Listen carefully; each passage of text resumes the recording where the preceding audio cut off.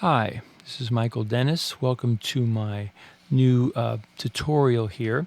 I'm going to be calling this One Octave Scale Patterns Caged Scale System Key of C Guitar Tutorial.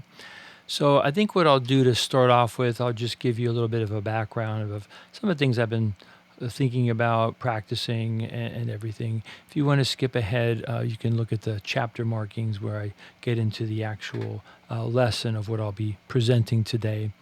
So one of the things I've been doing is I've been working with a wet-dry recording process.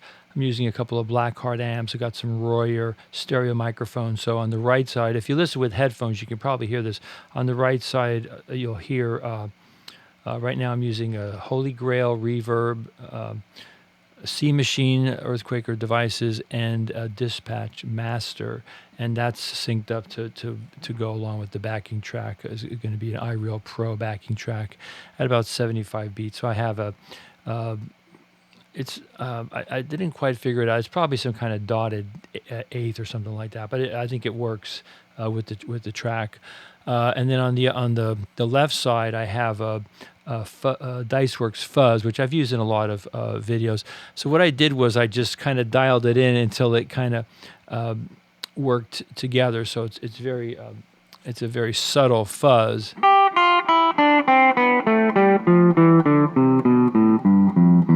So and I have my guitar volume down about 6 and 6 on the volumes and about 3 and 3 on the tones.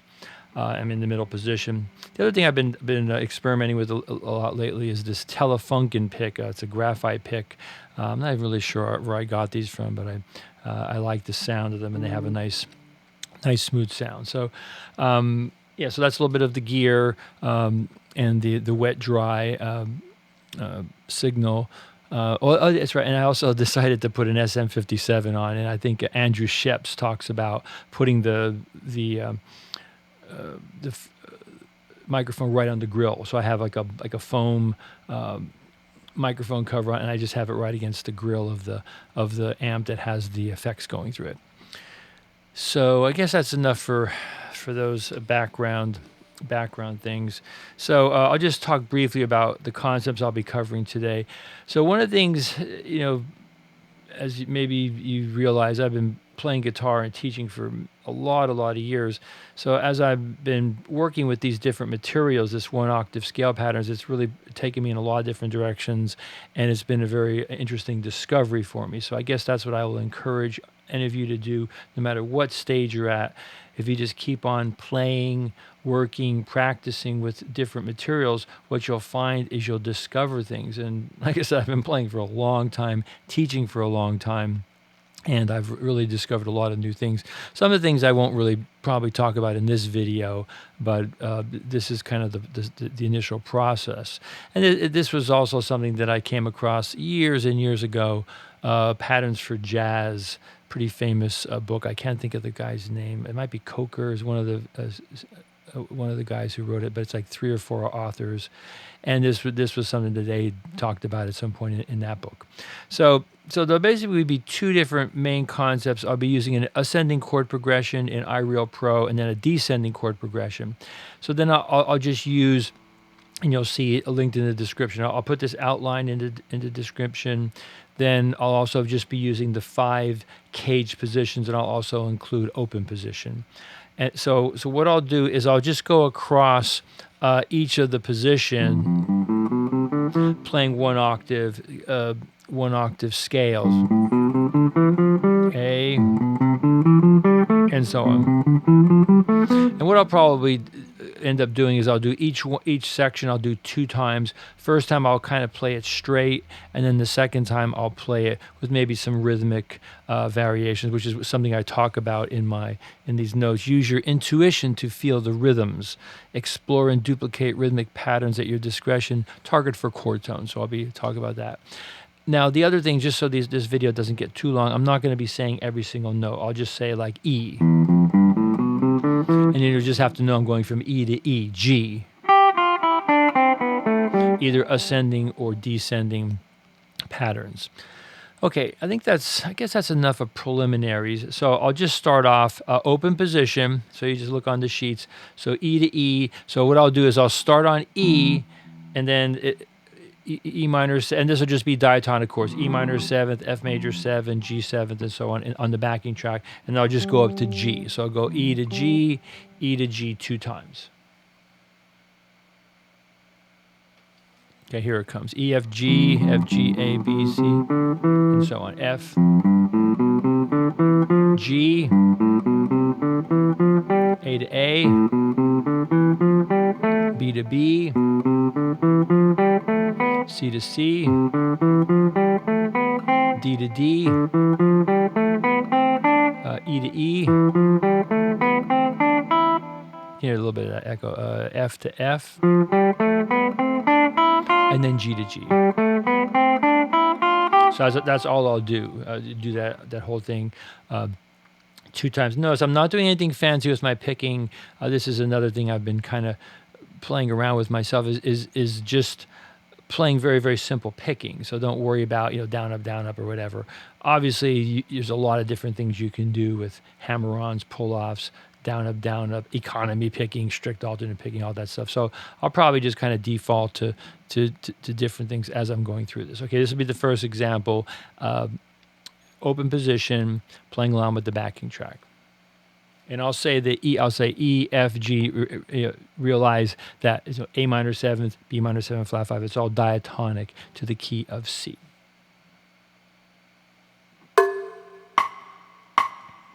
E, F, G, A, B, C, D, E, F, G. Back to G, rhythmic variation. F.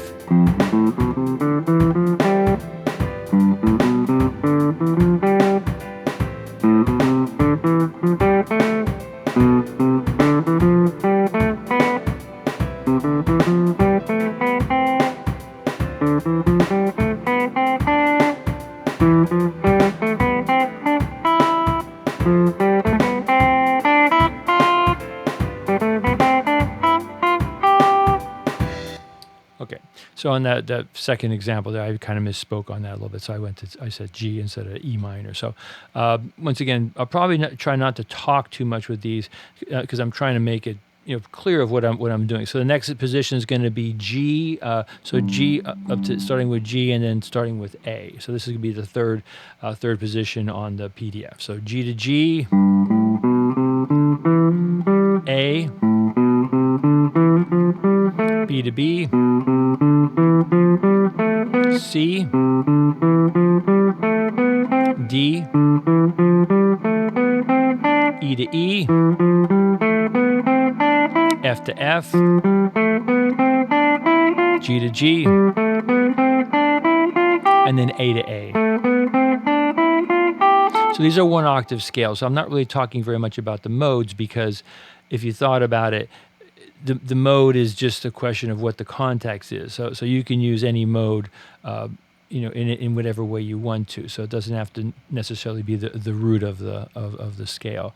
And then notice, and then the other idea, I did this just for my own practicing. I wanted to be able to play, various the diatonic modes of major, starting with any finger and in different string groupings, which I'll get to later in the video. Okay, so now we'll go from G, G to A 2 times. Okay, here it comes. G, A,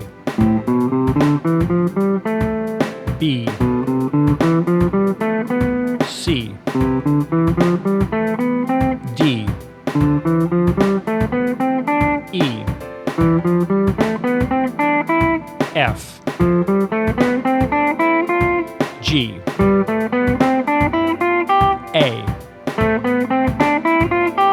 to the beginning. I'm not going to speak.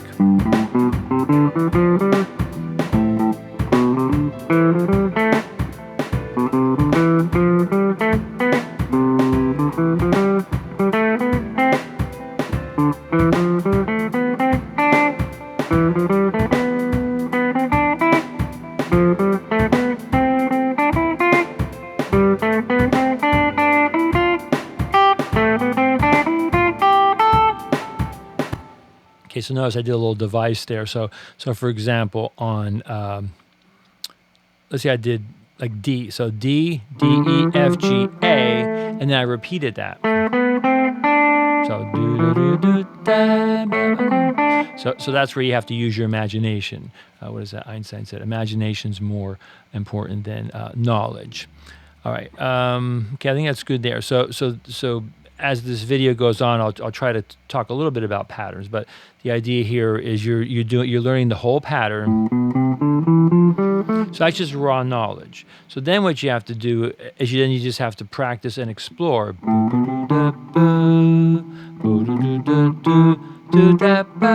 Or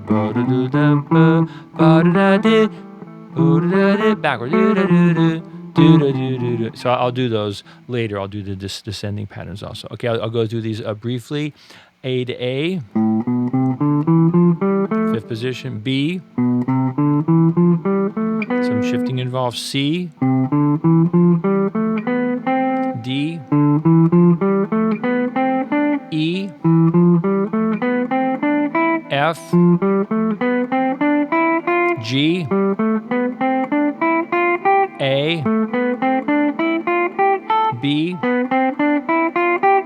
and then C.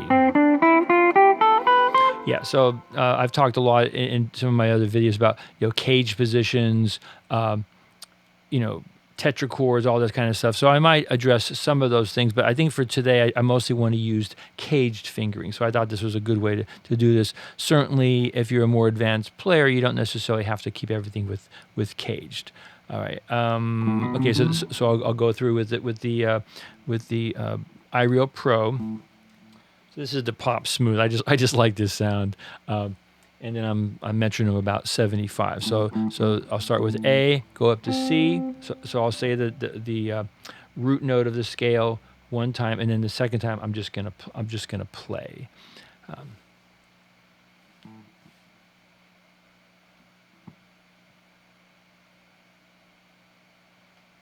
Okay, A to C.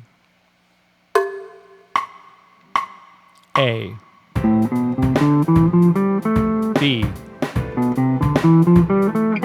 C, D, E,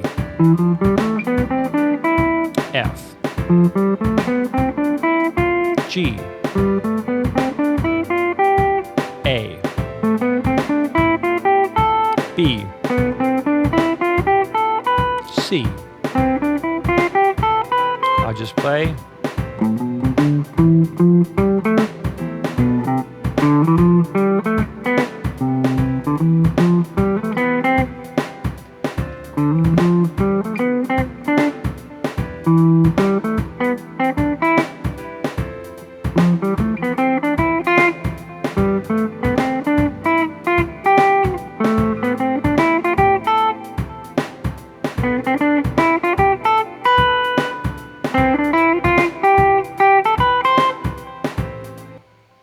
That's the fifth position, and you'll notice I make mistakes, and that's just part of the process. So you don't, especially when you're in a situation like this, sometimes I'll misspeak, or sometimes you'll just not think of something. So one of the things that I like to do when I'm practicing, on different things, is I'll sometimes try to add some vibratos and things like that, and that's part of practicing scales or whatever. You don't want to always just play them, metronomically. You want to change up the rhythms, change up the vibratos, the articulations, and things like this. So now I'm going to the seventh position. I'll go through that briefly. B to B, B, D, C, D. So notice how as you do this, as you keep in position, you learn all the different fingerings of the modes or the one octave scales. A D to D, E, F, G, A, B, C, D. Okay, so now I'll play along with the track, so starting from B minor 7 flat 5 chord, and then ending off at a D minor 7. So same drill. I'll say the beginning note of each of the patterns the first time. Second time I'll just play. And this time I'll try to get a little bit more adventuresome with my rhythms. Then obviously after you got these things under your fingers, then you could. That's one of the, I kind of like that. I was kind of jumping a little bit. Maybe I'll throw a couple of those. I'll just kind of jump. And that's going to kind of take this to the next level. So for example, let's say I did A. So instead of just going up this, straight up the scale, I can jump. Okay. B, C, D, E, F, G, A, B, C, D. I'll just play.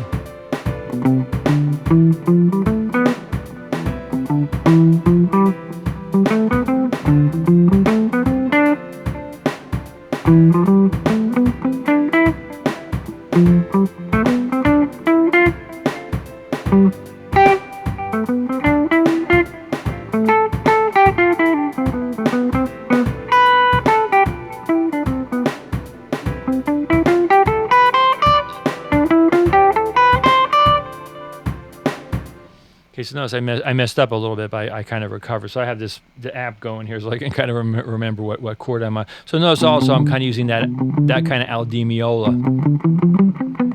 kind of muting. Right, and then like I said, when I do these videos, I don't like to kind of show off. I like to really just make sure that you're understanding these concepts. Then the ending improvisations, sometimes I'll kind of just let loose. So all that skipping around and everything, in the context of what I'm trying to do here, it's something to think about, but I don't want to just be mucking up the waters talking about so many different things. Okay, so now we're going to go to the next position, the standard, I guess people would call that Dorian, but it doesn't have to be Dorian. Okay, so I'll go through the pattern. D, E, F, G. Okay, and notice I'm just using very, very simple picking, all downstrokes, which I think is a good thing. I've talked about this before. If you watch like videos of like traditional old school jazz players, they did a lot of downstrokes, and it's a very, very strong, consistent stroke. And then you can use an upstroke for an occasional accent, or you can use slides, hammer-ons, and things like that. Okay, A, B, C, D, C, D, E, and then F. Yeah, so notice I'm not really talking a lot about the modes and things like that. You can just do that on your own, or just know F to F is Lydian. So, all right. So now I'll go with the track. I'll go from D minor 7 to F major 7. Same deal. Say this first note, and then the second time through I won't say anything. And maybe this I will get a little crazy. Maybe I'll do a little bit more of that jumping around.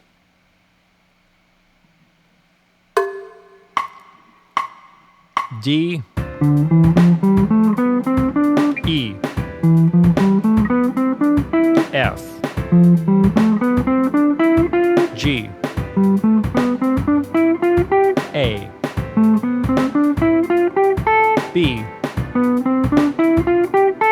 C, D, E, F. Okay, I'll just play.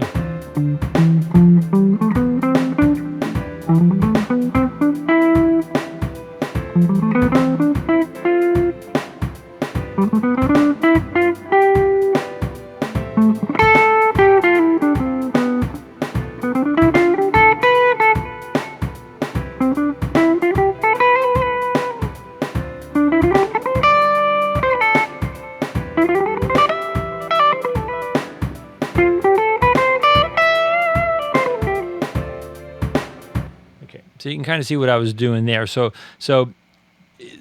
kind of just a little backstory here. So I guess in my mind, as I'm coming up as a musician and like listening to people like Coltrane, Michael Brecker, McLaughlin, some of these people, I just kind of have this like theory. It's like kind of like my pet theory that part of how you get good at this stuff is you just have to have kind of like things under your fingers that you don't even think about, so I've done,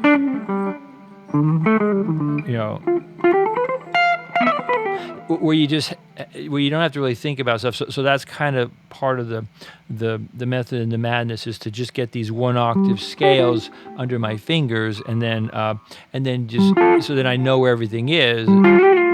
So let's say I'm on a G7 chord, for example. So I know here's my G major scale, G7th. So I have that under my fingers pretty well. So I'm playing on a G7 So there's like my G7 chord.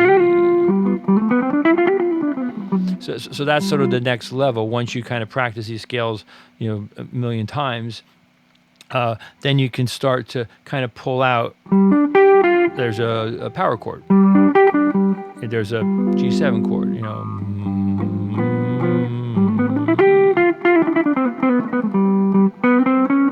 There's a little blues.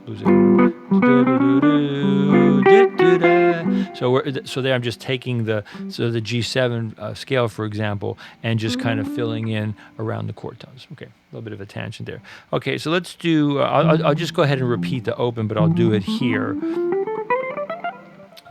Same idea. So okay, so E to E, F,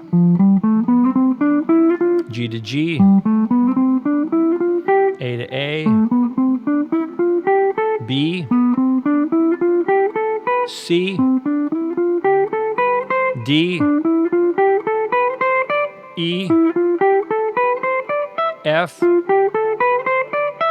G.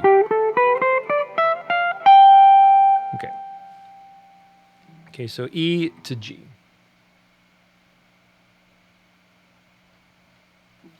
And as I'm looking at my clock, I'm going for a while. So probably what will happen is I'll go ahead and shoot the descending chord progressions, and I'll probably just publish it as two different sections, so the thing doesn't get too long. So this will be the second set of notes that you'll see on the paper. So E to G, 2 times. E, F, G, A, B, C, D, E, F, G. I'll just play here.